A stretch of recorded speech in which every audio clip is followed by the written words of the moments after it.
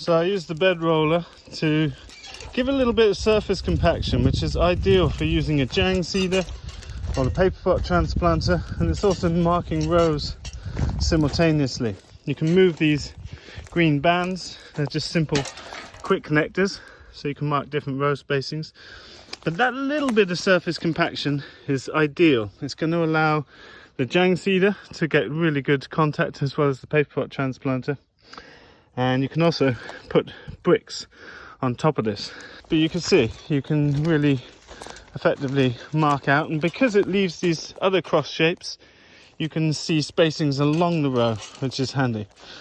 But because we're doing transplants with the paper pot for the leeks and onions, and we're going to put in carrots and radish today, I wanted to get good surface markings on all these. So we'll run through, do all these.